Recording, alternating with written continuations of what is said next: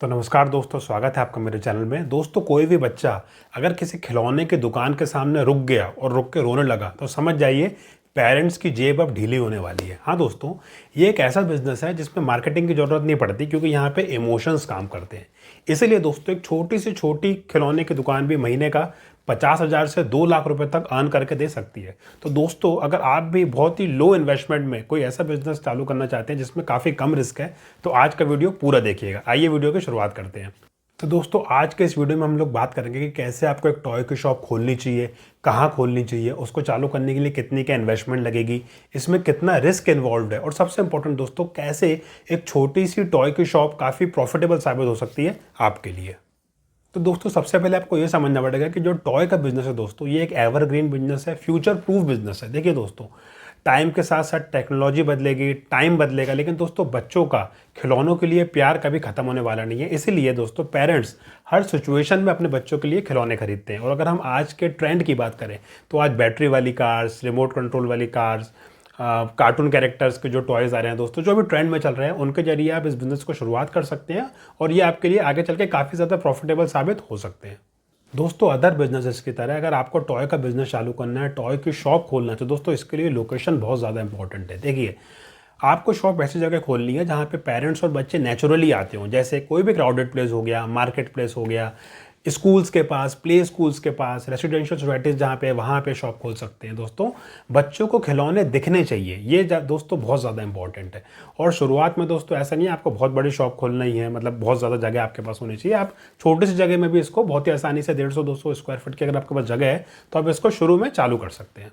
तो दोस्तों, अगर आपने फाइनल कर लिया है कि आपको शॉप कहाँ खोलनी है, अगर आपने लोकेशन फाइनल कर लिया है, तो दोस्तों अगला स्टेप है प्रेजेंटेशन का। देखिए दोस्तों, टॉय की शॉप में प्रोडक्ट से ज़्यादा इंपॉर्टेंट होता है प्रेजेंटेशन। दोस्तों, शॉप अच्छी दिखनी चाहिए, अट्रैक्टिव दिखनी चाहिए, लाइटिंग अच्छी होना चाहिए, सब कुछ साफ़ सुथरा दिखना चाहिए। बच्चों को दोस्तों शॉप अट्रैक्ट करनी चाहिए। और सबसे इंपॉर्टेंट, बच्चे दोस्तों जब बाहर से चल के जा रहे हैं आपकी शॉप से, मतलब शॉप के अंदर आए भी नहीं है, वहाँ से भी दोस्तों खिलौने विजिबल होना चाहिए। और आपको इस टाइप के खिलौने जो दिखने में ज़्यादा अट्रैक्टिव हैं, अच्छे दिखते हैं, वो खिलौने आपको बाहर डिस्प्ले करना है कि बच्चे बाहर से ही जाएँ तो खिलौने देखते हुए जाएँ, फिर वो अपने मम्मी पापा से जिद करेंगे और फिर पेरेंट्स आपके आएंगे और शॉपिंग वगैरह करेंगे।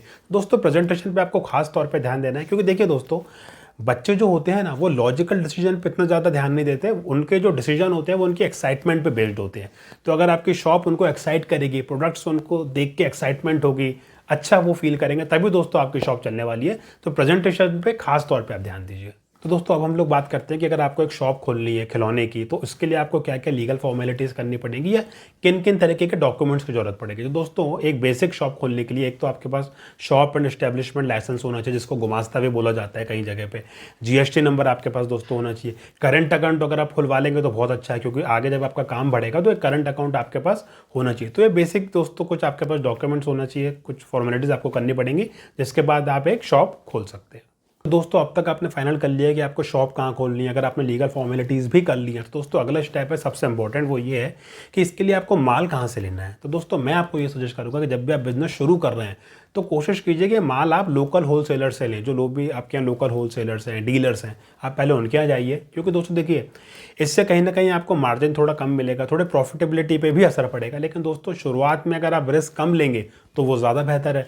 एक बार आपका काम आपको समझ में आ जाता है, थोड़ा आपका काम चलने लगता है, थोड़ा आपको बिजनेस समझ में आने लगता है, फिर दोस्तों बाहर से माल ले सकते हैं। और बाहर से अगर मैं बात करूँ तो जैसे दिल्ली में सदर बाज़ार है, वो काफ़ी फेमस है दोस्तों इस चीज़ के लिए। मुंबई में क्राफर्ड मार्केट है, वो काफ़ी फेमस है दोस्तों। तो फिर आप बाहर के मार्केट एक्सप्लोर कर सकते हैं, वहाँ जाके थोड़ा देखिए, वहाँ से माल लेके आइए। आप चाहो तो दोस्तों ऑनलाइन भी देख सकते हो, जैसे इंडिया मार्ट वगैरह पे आप जाएंगे तो वहाँ पे भी आप देख लीजिए किस किस तरीके के प्रोडक्ट्स हैं। पहले सैंपल मंगाइए, अगर आपको पसंद आता है तो आप फिर उनसे और माल मंगाइए। लेकिन दोस्तों, एक चीज़ का ध्यान रखिएगा, जब भी बिज़नेस शुरू कर रहे हैं तो जो आपका बिज़नेस का शुरुआती फेज़ है उसमें दोस्तों बहुत ज़्यादा माल लेने से बचे।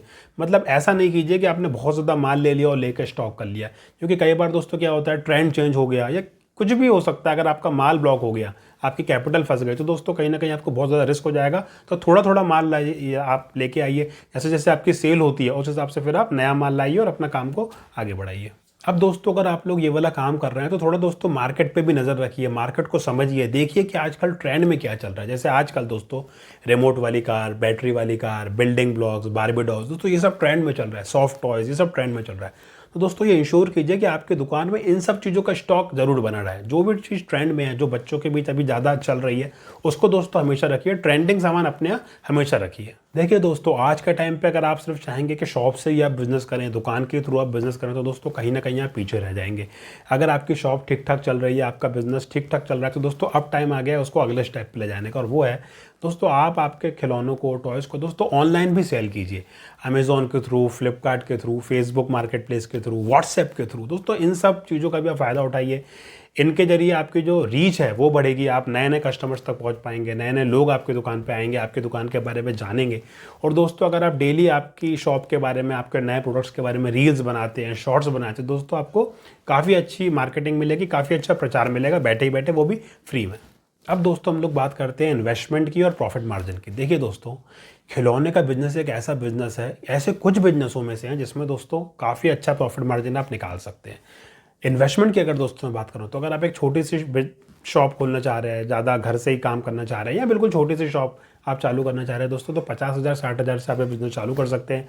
आप प्रॉपर शॉप खोलना चाह रहे हैं किसी छोटी जगह पे, अगर आपकी खुद की दुकान है, तो 1.5-2 लाख रुपए में दोस्तों आप ये काम चालू कर सकते हैं। फिर डिपेंड करता है आप फर्नीचर किस तरीके का बनवा रहे हैं, किस तरीके की आपका लाइटिंग सेटअप है, कैसे आप दुकान को प्रेजेंट करना चाहते हैं दोस्तों, उस हिसाब से इन्वेस्टमेंट ऊपर नीचे होती है। लेकिन 50,000 से आप इसको चालू कर सकते हैं। 1 लाख, 1.5 लाख, 2 लाख, 3 लाख, फिर आपके ऊपर है दोस्तों, आप इसमें कितना इन्वेस्टमेंट करना चाहते हैं, उस हिसाब से आप इस काम को आगे बढ़ा सकते हैं। और अगर हम लोग बात करें प्रॉफिट मार्जिन की, तो दोस्तों ऑन एन एवरेज 20 से 25% का मार्जिन रहता है। कुछ कुछ प्रोडक्ट्स पे मार्जिन 40 से 50% का भी रहता है। डिपेंड करता है कि प्रोडक्ट कितना ट्रेंड में है, किस तरीके की उसकी डिमांड है। तो दोस्तों ये ऐसा एक बिजनेस है कि अगर आपकी मान के चलिए 1 लाख की सेल होती है, तो उसमें 20 से 30 हज़ार रुपये बहुत ही आराम से निकाल सकते हैं। तो दोस्तों अब हम लोग बात करते हैं कुछ ऐसी गलतियों की जिसके कारण बिजनेस फेल होता है, टॉय की शॉप फेल होती है। देखिए दोस्तों, कई बार लोग क्या करते हैं, रैंडम टॉयज़ लेके आ जाते हैं, वो ट्रेंड को फॉलो नहीं करते। देखिए दोस्तों, आपको ट्रेंड को फॉलो करना बहुत ज़रूरी है। आप वही प्रोडक्ट लेके आइए जो अभी चल रहे हैं, जो बच्चे अभी पसंद कर रहे हैं। दुकान में दोस्तों साफ़ सफाई रखिए, और जैसा मैंने आपको बताया खिलौने की शॉप है दोस्तों, तो प्रेजेंटेशन बहुत इंपॉर्टेंट है।